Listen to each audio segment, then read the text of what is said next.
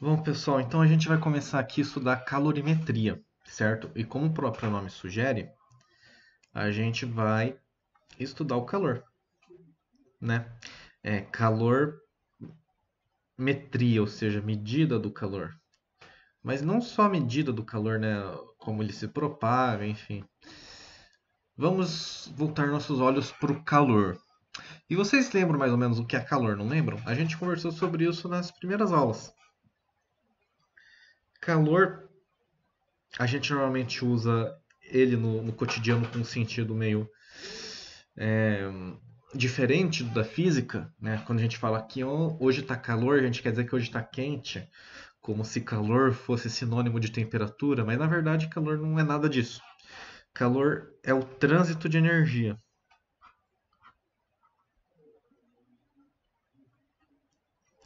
E trânsito de energia é até mais correto do que falar que é energia em trânsito, porque calor nem sequer é energia, né? É esse processo em que a energia transita de um corpo de maior temperatura para um corpo de menor temperatura. Então é trânsito de energia e ele é um processo, né?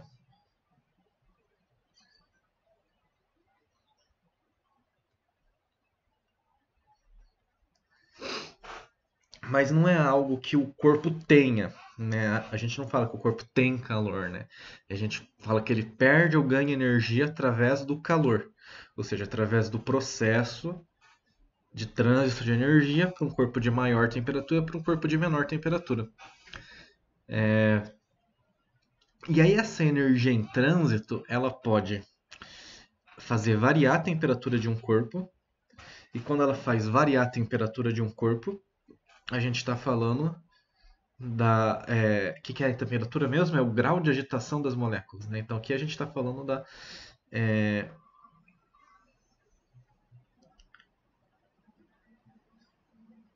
energia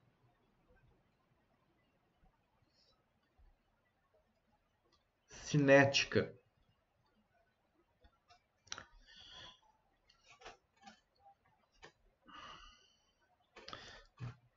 das moléculas.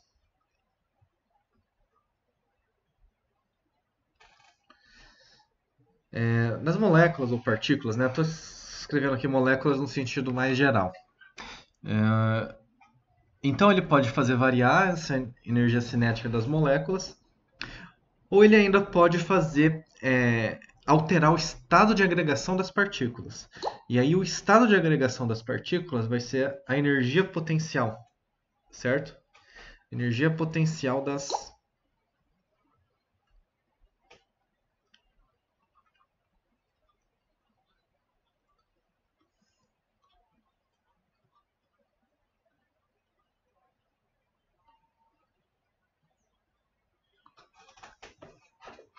energia potencial das partículas, certo? E aí vocês lembram então que o somatório da energia cinética das moléculas. Lembrando que existe energia cinética de translação, que a molécula vai para cima, para baixo, para um lado, para o outro, e energia cinética de rotação, que as moléculas elas giram, né, também. A energia cinética de rotação, eu estou esquecendo um pouco dela porque ela não tem efeitos macroscópicos para a gente. Mas a energia cinética de translação, ou seja, quando a molécula vai para cima, para baixo, para um lado, para o outro, é a temperatura do corpo, certo? E a energia e o estado de agregação, né, é a energia potencial, né? Lembra de posição, a posição das moléculas. Então a gente tem aí esses dois tipos de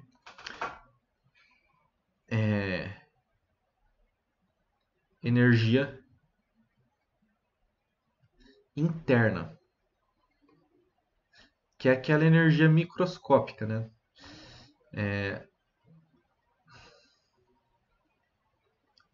Aquela energia microscópica do corpo. Então o calor vai ser um mecanismo, ou seja, vai ser um processo no qual a gente vai no qual a energia vai ser transferida de um corpo para um outro, que é energia? Energia interna. E aí, essa energia interna, ela pode variar a temperatura, ou seja, variar a energia cinética das moléculas, ou variar a energia potencial, variar o estado de agregação das moléculas. Por isso que a gente costuma falar que a gente tem dois tipos de calor. Esse que varia a temperatura seria o calor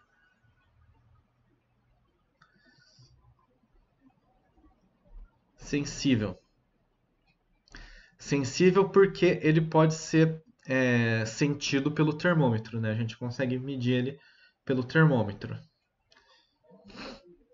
Já esse calor que está relacionado ao estado de agregação,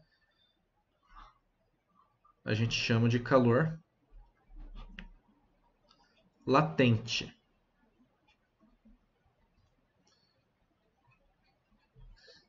Então a gente tem esses dois tipos de calores, entre aspas, né? Por que dois tipos de calores? A gente divide para ser mais didático, mas porque quando a gente transfere energia interna, essa energia interna pode ser tanto energia cinética das moléculas, que tem a ver com a temperatura, quanto energia potencial, que tem a ver com o estado de agregação.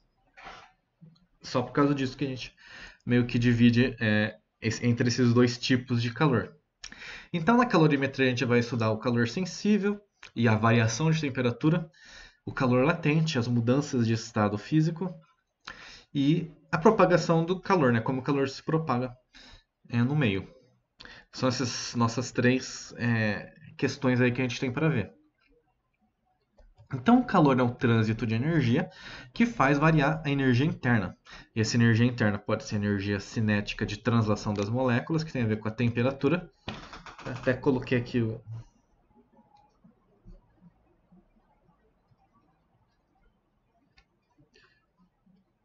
Ou energia potencial das moléculas, que tem a ver com o estado físico.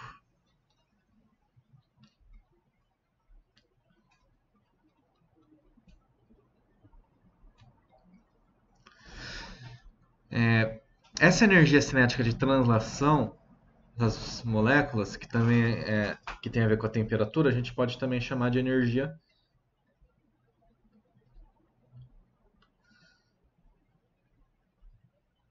sensível ou térmica.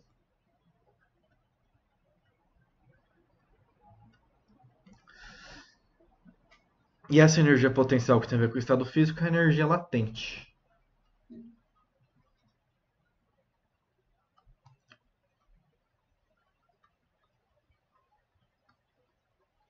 Certo?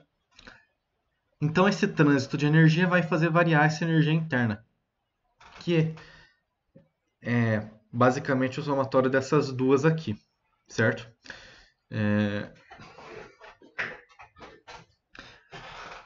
Nem sempre, né, o calor foi entendido como esse processo de trânsito de energia. Antigamente se pensava no calor como se fosse um fluido que saía de um corpo e entrava e preenchia um outro corpo, né? Um fluido invisível, digamos assim, invisível, inodoro, uma coisa meio mística, né?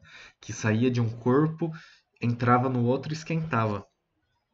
Esse fluido era conhecido como calórico, né? Daí o termo caloria. Mas um cara chamado Joule,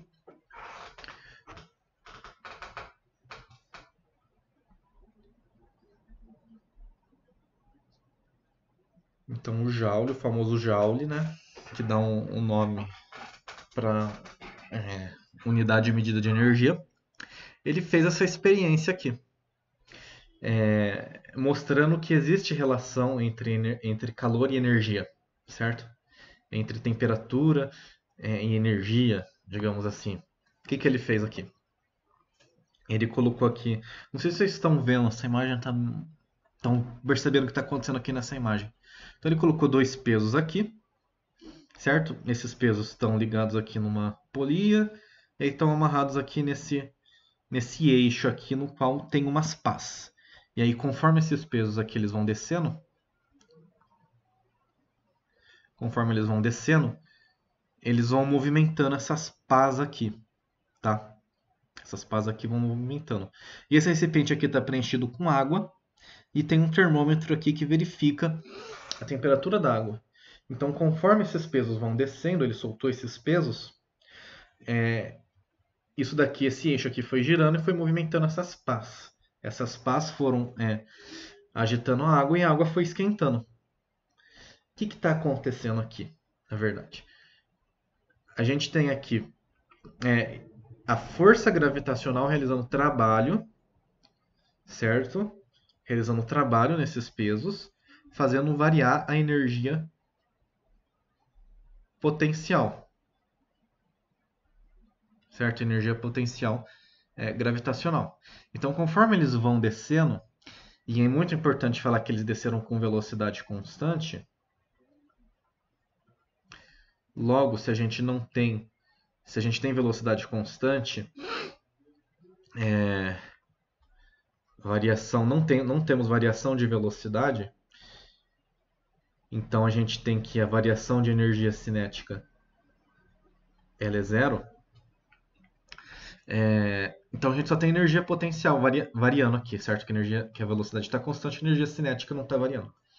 Então conforme esses pesos eles vão descendo, e aí a energia potencial deles vai variando, vai diminuindo, o que vai acontecer? Essas pás vão girando e a água vai esquentando. Ele verificou que a água está esquentando através desse termômetro.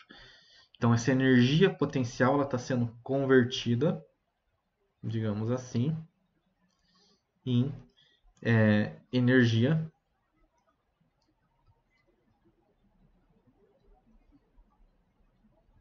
térmica, certo? Então o que está acontecendo aqui é isso.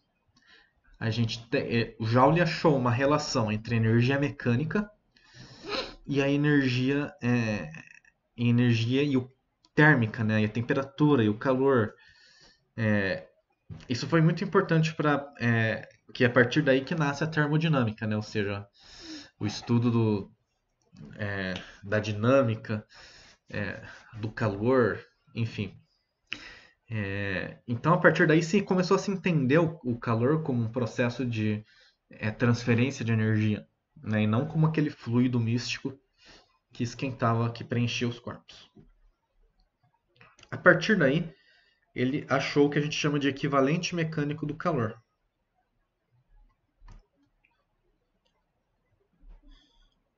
Opa.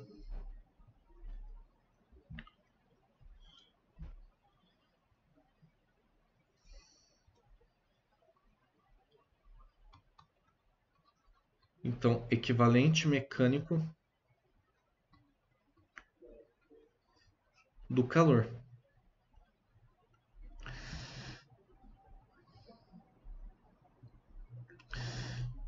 Uma caloria, porque até então se media o calor em calorias, porque caloria tem a ver com calórico, aquele fluido, mas aí ele achou uma relação entre a caloria, que se media o calor até então, com Joule, né, que é a unidade que mede a energia no sistema internacional,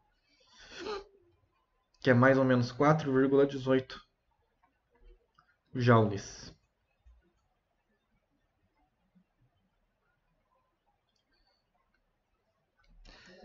Certo? Então, a partir daí, ele conseguiu unificar duas áreas que estavam meio que trabalhando separadas, né? O estudo do calor e a mecânica. E daí nasce a termodinâmica. Tão importante aí para o processo de industrialização dos países no século XIX e tal. E aí a gente passou a estudar o calor sobre essa ótica de que ele é um processo de transferência de energia. Tudo bem? Então vamos começar aqui só para vocês entenderem de onde que surgiu esse negócio do calor ser transferência de energia, né? Então vamos começar a estudar o calor como mecanismo de variação da temperatura, ou seja, o calor sensível. Então, quando um corpo ele recebe calor, esse calor ele pode variar a temperatura desse corpo, certo? Então imagina um copo com água, um copo com água aqui. Aí esse copo com água vai receber calor, uma quantidade de calor. A gente vai medir representar essa quantidade de calor pela letra Qzão, tá? E normalmente ele é medido no SI, quando o calor ele é medido em joules, como a gente viu aqui, né? Só que como muito dos estudos de calor foram feitos antes disso daqui, antes desse experimento aqui, usualmente a gente também mede o calor por calorias, né? Porque é uma coisa que meio que se tornou usual ao longo do tempo. Então, nas questões de termologia, que envolvem calor sensível, calor latente, é até mais comum aparecer calor em calorias do que em joule, tá? Se vocês tiverem que converter caloria para joule, né, o exercício vai dar a relação. Tá? Vai dar que considere uma caloria igual a 4,2 ou 4,18 ou 4, né, se o cara tiver bonzinho. Então, com isso daqui vocês não precisam se preocupar. Tá? Só lembra que se tiver tudo no SI, vocês têm que deixar tudo no SI. Se tiver no sistema usual, que é caloria, grama e, e graus Celsius, você tem que deixar tudo no usual. Mas isso a gente vai vendo ao longo dos exercícios. Então a gente fornece. Então voltando aqui para o copo com água, a gente vai fornecer uma quantidade de calor para esse copo com água. E aí ele vai variar a temperatura. Certo? Ele varia a temperatura dele. Então vamos supor que ele esteja inicialmente a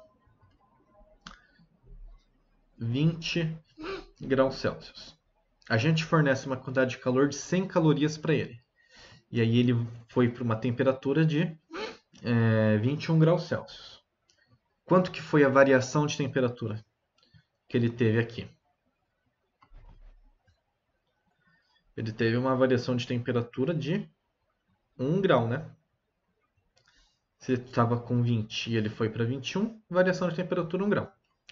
Agora, se a gente fornece uma quantidade de calor maior, 200 calorias, ele vai para 22 graus Celsius.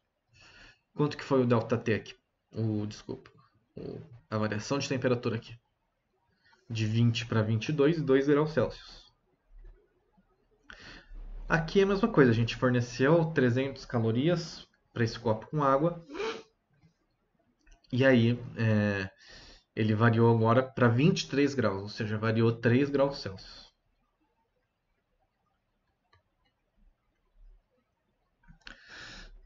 Bom, se vocês perceberem, se vocês dividirem a quantidade de calor que ele recebeu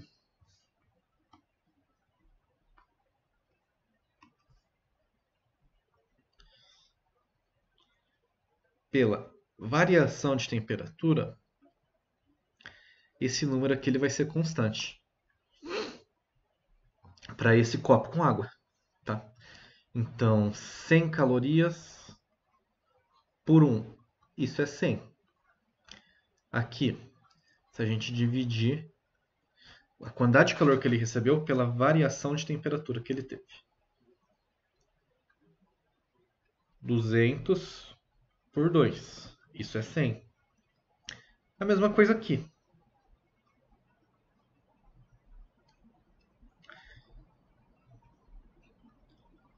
É sempre sem essa razão. Então, para esse copo com água, a razão: quantidade de calor recebida por variação de temperatura, o tanto de calor que ele recebeu pela variação de temperatura que ele teve, é uma constante para esse cara aqui, para esse copo com água. Então, o que é essa relação aqui? Essa relação aqui ela foi definida como capacidade térmica. Certo? Que a gente vai representar pela letra Czão.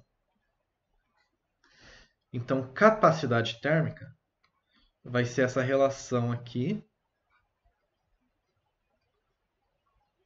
entre a quantidade de calor recebida por pela variação de temperatura. Certo?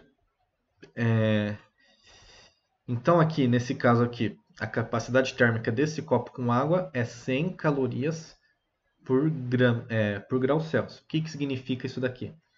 A unidade da capacidade térmica, que é C maiúsculo, a gente vai ver daqui a pouco C minúsculo, vai ser caloria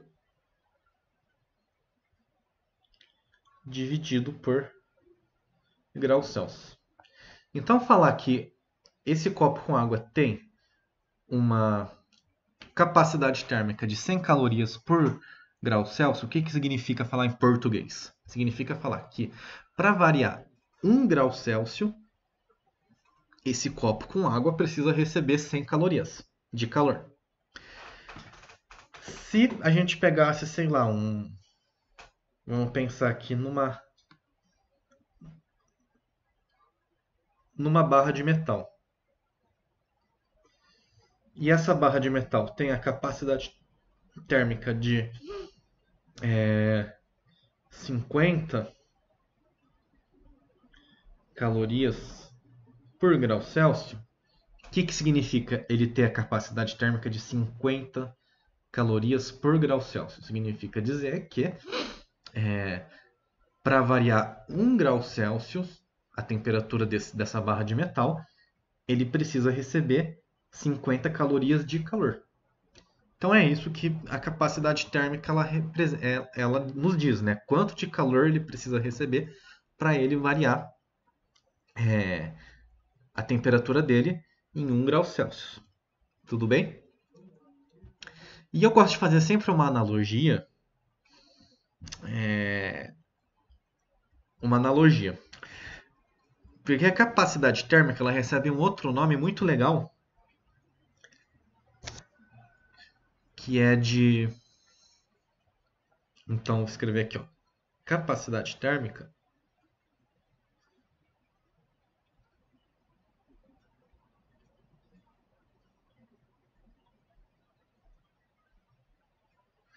ela também pode ser chamada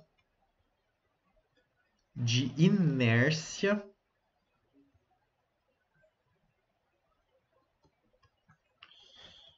térmica.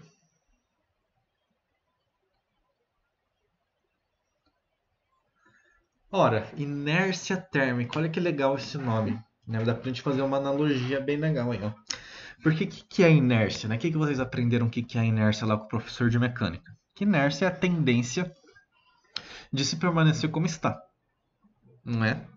Ou seja, no contexto lá do movimento, das leis de Newton, inércia é a tendência que um corpo tem de permanecer com velocidade constante ou com velocidade zero, né? Parado, né? Você está parado, a velocidade dele é zero, é constante também, né? Então a tendência é que um corpo tende a permanecer com a velocidade que ele está, seja parado ou seja com uma velocidade que não mude, que não varie. E a capacidade térmica ela representa isso, né? Ela representa essa inércia que um corpo tem em mudar de temperatura. Em outras palavras, essa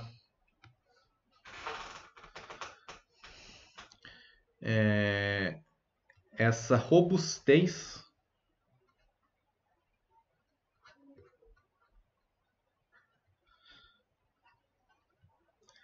que um corpo tem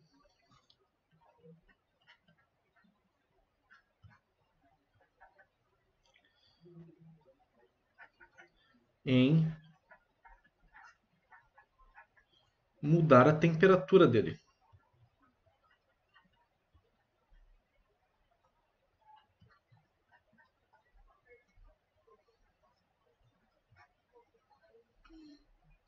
Robustez ou resistência, enfim, vocês podem entender aí como resistência.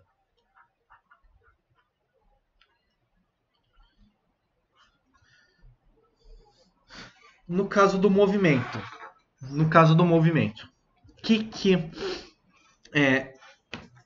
representa a inércia de um corpo?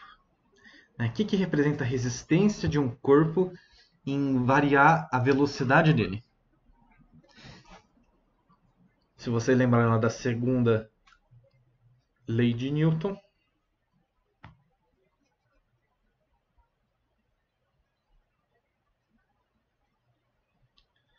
vocês lembrarem da segunda lei de Newton, escrevi errado aqui.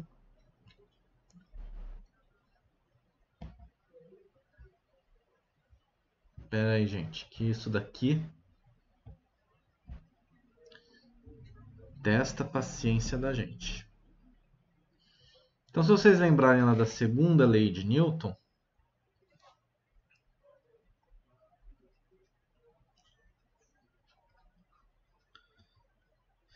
o que faz mudar a velocidade? O que faz variar a velocidade de um corpo? Lembrando que variação de velocidade é aceleração, né? Então, o que causa aceleração no corpo? É uma força. Uma força vai causar uma aceleração em um corpo, que é a variação de velocidade. A mesma coisa no calor. No que a gente viu aqui, né? No que a gente viu aqui, a gente tem uma quantidade de calor que vai causar uma variação de temperatura. E o que vai resistir? O que vai medir a inércia, né? O que vai representar a inércia de um corpo? O que vai resistir à aceleração? Não é a massa? Então a massa vai resistir à aceleração. Lembrando que a aceleração é a variação de velocidade. Considerando aqui a aceleração constante.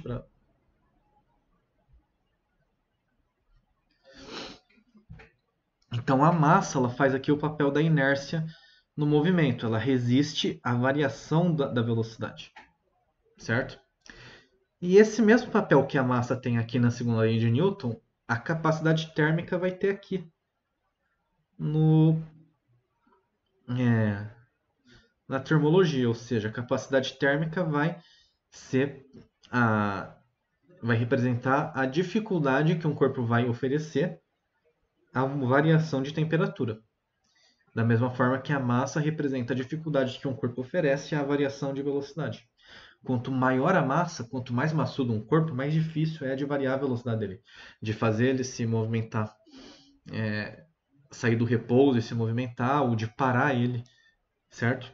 Aqui é a mesma coisa, a capacidade térmica vai representar isso. Quanto maior a capacidade térmica de um corpo, mais difícil vai ser a gente variar a temperatura dele, a gente vai precisar de mais calor. Da mesma forma que você precisa de uma força maior, de uma força mais intensa para movimentar, para variar a velocidade de um corpo muito grande, muito maçudo, né? Não necessariamente grande, né? Mas maçudo. Então eu gosto sempre de fazer essa analogia. Certo? A massa é medida de inércia aqui na dinâmica do movimento. Aqui. A capacidade térmica é a medida da inércia na variação de temperatura.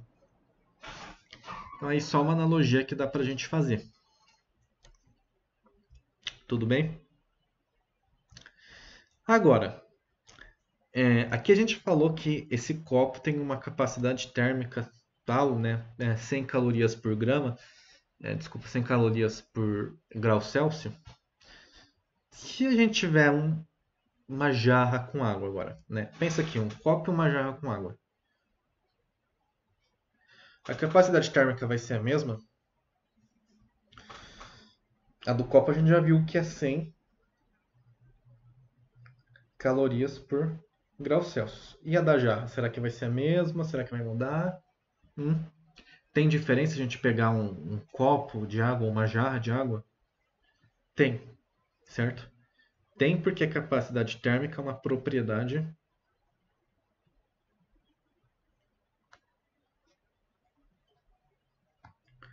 extensiva.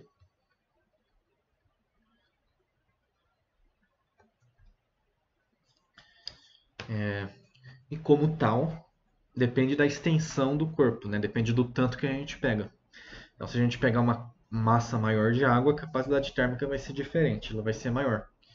Porque a capacidade térmica ela é diretamente proporcional à massa.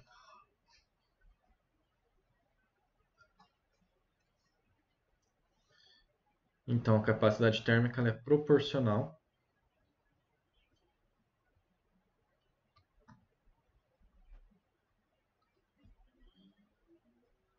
à massa.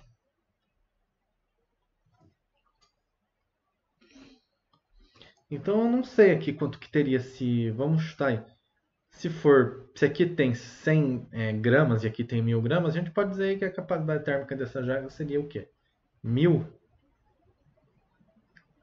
calorias por grau Celsius. Então ela depende da massa, tá? Ela vai depender da massa do objeto. Quanto maior for a massa, maior a capacidade térmica. E do que mais que ela depende? E o material? Será que faz diferença? Se a gente tem uma barra aqui, uma placa de ferro,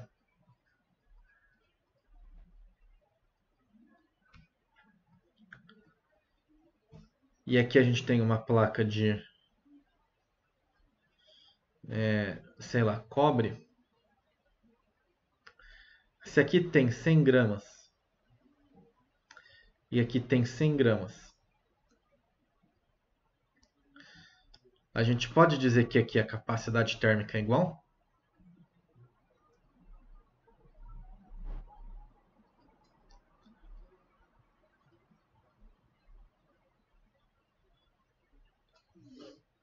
Óbvio que não. Por quê? Porque cada material ele se comporta de um jeito. Então a capacidade térmica, além de depender da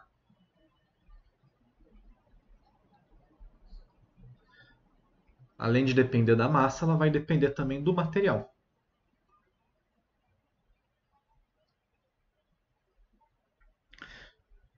Então cada material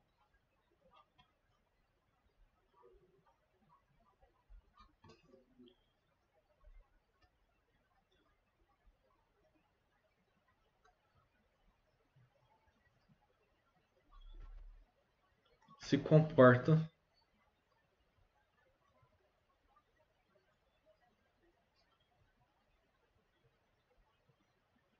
de uma forma, né, de um jeito. E o que, que vai representar, o que, que vai dizer para a gente como que esse material vai se comportar? É o que a gente vai chamar de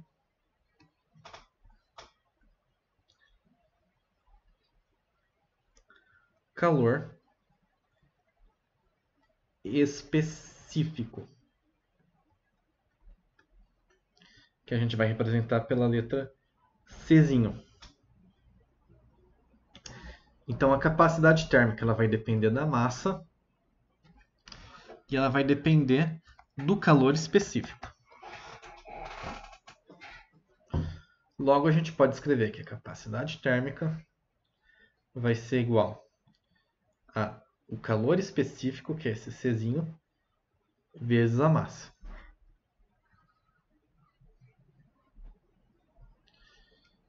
Tudo bem? Esse calor específico aqui, ele é uma característica do material. Então cada material vai ter um, o ferro tem um, o cobre tem outro.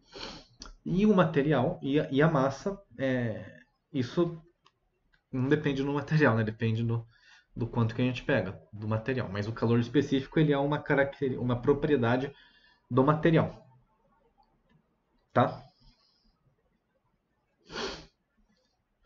Bom, então o que, que diz pra gente o calor específico?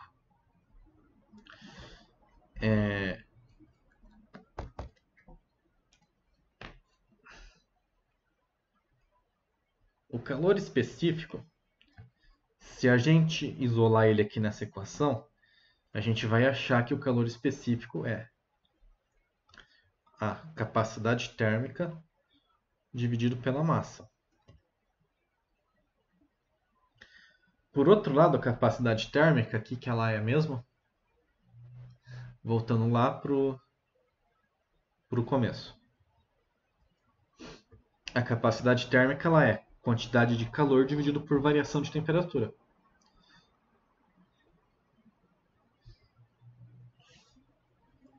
Então ela é quantidade de calor dividido por variação de temperatura.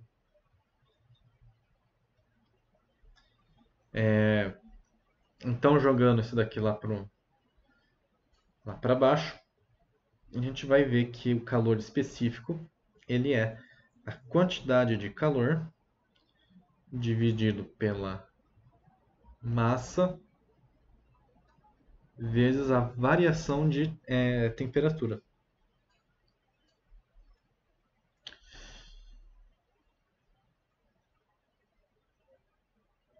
Qual que vai ser a unidade então que ele vai ter? Calor, a gente mede em calorias. Usual, né? Unidade usual. Então, usualmente a gente vai medir aqui o calor em calorias.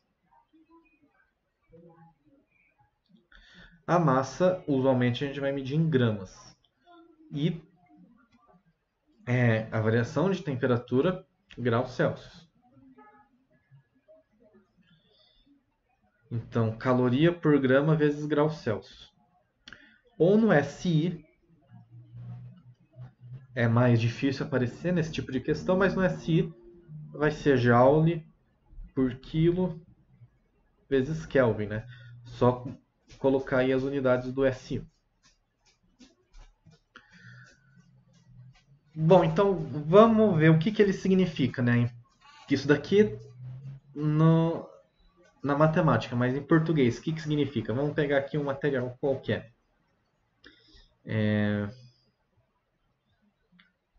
Água. Vamos pegar a água, que é o mais famoso deles. Então a água tem um calor específico de 1 caloria por grama vezes graus Celsius. O que isso significa? Significa que para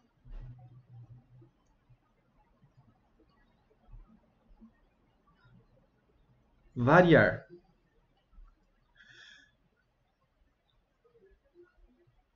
1 grau Celsius de 1 grama de água,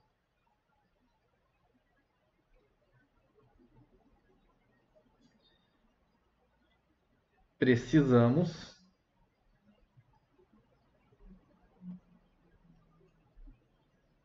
fornecer 1 caloria.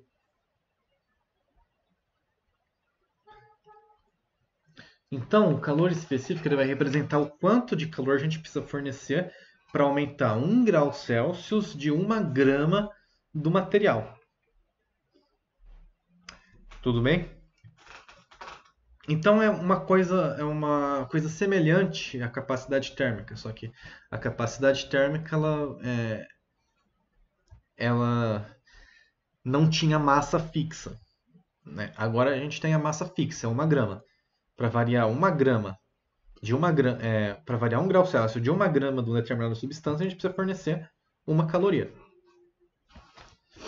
Então é isso que o calor específico fala para a gente. Quanto de calor a gente precisa fornecer para variar 1 grau Celsius, 1 grama do material. Tudo bem? Bom, então aqui tem uma tabela com vários calores específicos de vários materiais. Vocês não precisam decorar, obviamente, mas o que vocês precisam saber? Que olha que a água, né, tem o calor específico dela é 1. Das outras substâncias, vocês veem que elas são tudo menor que meio, né? Tem umas aqui 0,2, 0,09, 0,05, 0,1. Então vocês já notam aqui que a água ela é uma substância já que ela tem um alto calor específico, né, em relação às outras. E o que significa ter um alto calor específico? O que significa ter um calor específico alto?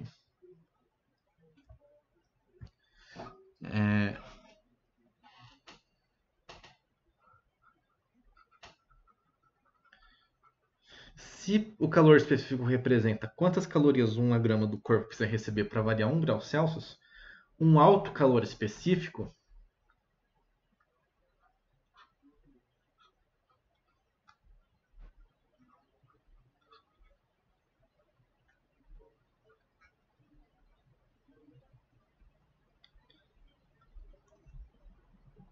vai falar que essa substância em questão precisa receber muito calor para variar a temperatura.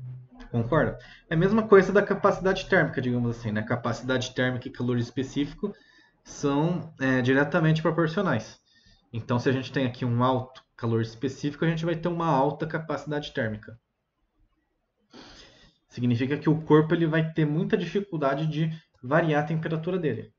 Significa que a gente precisa fornecer muito calor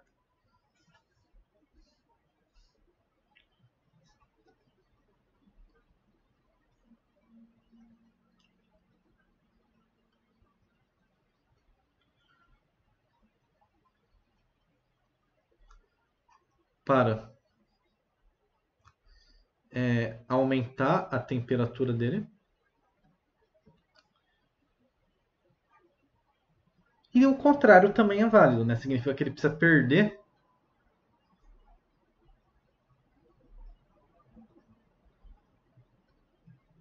muito calor para a temperatura dele diminuir.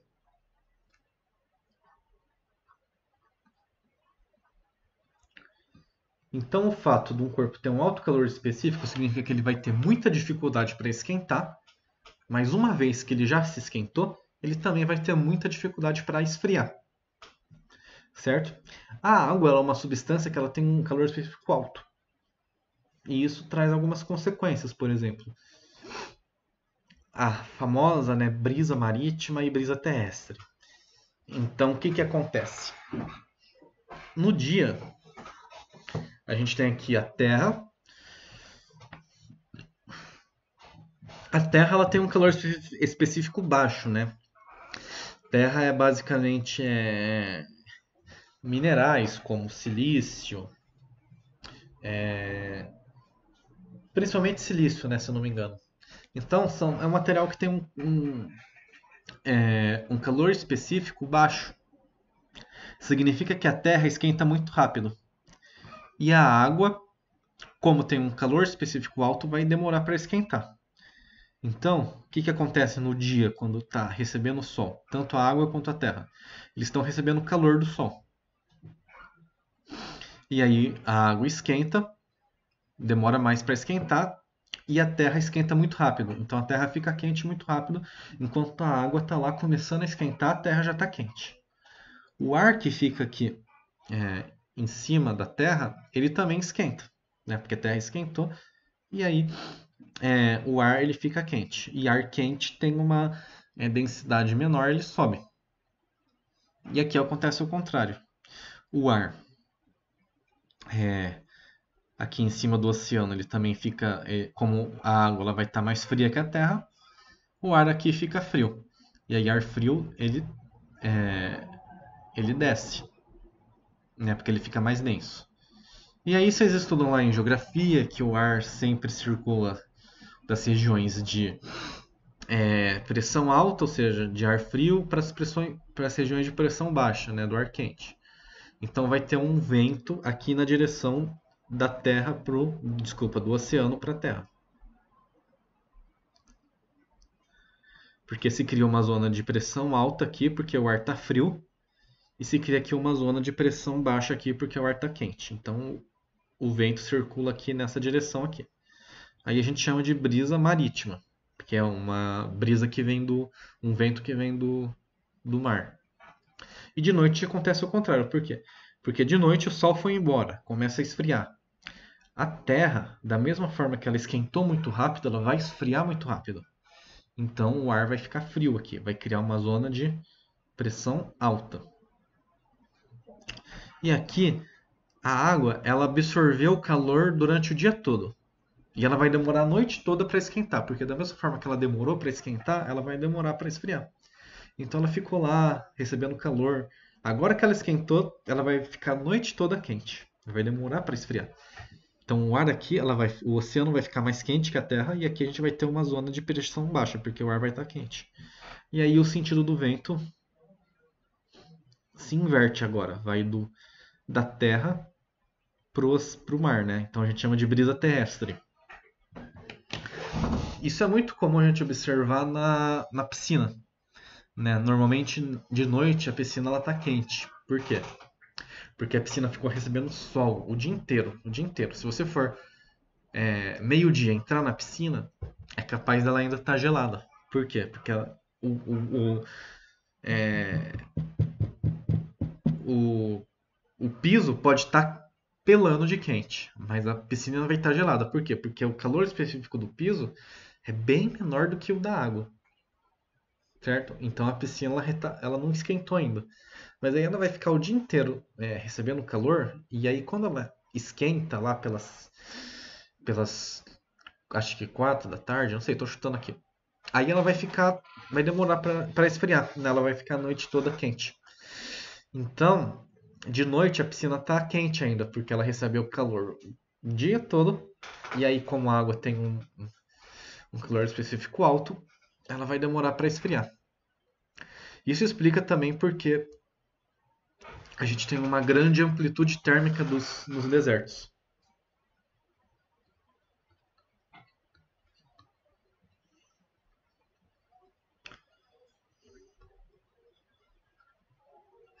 Então, em ambientes desérticos,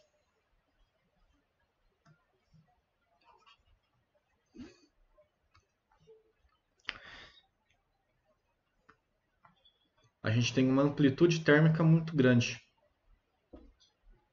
Por quê? O que caracteriza um ambiente desértico? É o fato dele ser seco. Então aqui tem muito pouca umidade no ar, de maneira que o deserto vai receber sol o dia inteiro, vai esquentar muito, certo? Porque a areia tem um calor específico muito baixo, então ela vai esquentar muito. Só que aí, como não tem água na atmosfera, ele vai esfriar muito rápido também. Então, de noite, quando para o sol, isso daqui tudo, né, a areia, ela esfria muito rápido, de maneira que ela fica muito quente. É muito fria, desculpa. Em ambientes que são secos, que tem pouca água, isso acontece. A amplitude térmica é muito alta. Por quê? Porque a gente fala que a água ela meio que ameniza a variação de temperatura, porque ela, entre aspas, segura o calor. Por que ela segura o calor? Porque ela esfria devagar. Demora para esquentar, mas também demora para esfriar. Então, entre aspas, ela segura o calor. Então, aqueles climas que são mais continentais, né, mais para o interior do continente do que pro, do que fazendo fronteira com o mar, a gente fala que são climas com uma amplitude térmica muito elevada, porque tem pouca água, tá?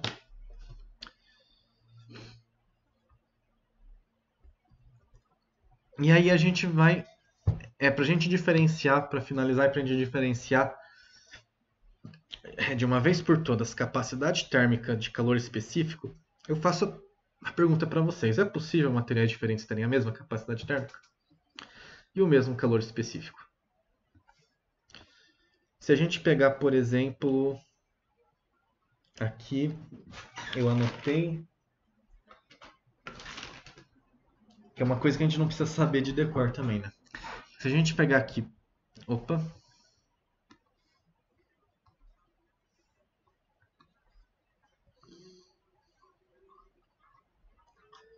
100 gramas de ferro,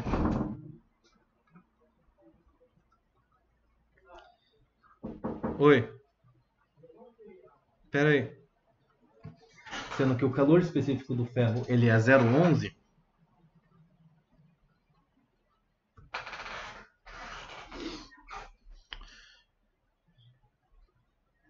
e aí a gente vai pegar aqui é, 50 gramas de alumínio.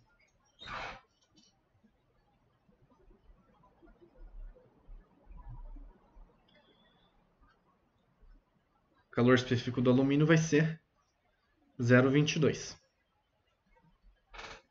Então a gente viu que a capacidade térmica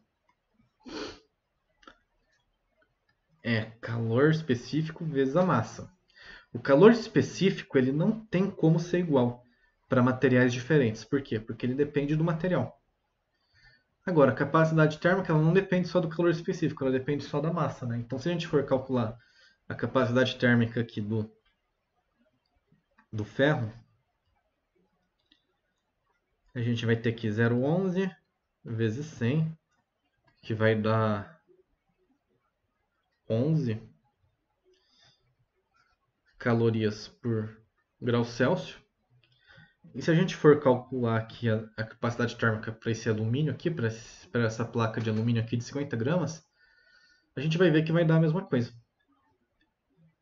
né? 0,22 vezes 50, isso daqui vai dar 11 calorias por grau Celsius. Por quê? Porque embora a gente tenha diminuído a massa, né, a massa aqui em comparação do ferro para o alumínio, a gente diminuiu a massa pela metade, certo? Então a gente diminuiu a massa duas vezes. Mas o calor específico do ferro, desculpa, do alumínio, ele também é duas vezes maior do que o do ferro. Então, uma coisa meio que compensa a outra, né? Aqui a gente tem uma massa duas vezes menor, só que o calor específico do alumínio é duas vezes maior. Então, no final, uma coisa compensa a outra. Então, nesse caso aqui, eles têm a mesma capacidade térmica. Porque a capacidade térmica ela não é específica do material. Diferente do calor específico, que ela vai ser específica de cada material. Dois materiais diferentes não tem como ter o mesmo calor específico. Tudo bem?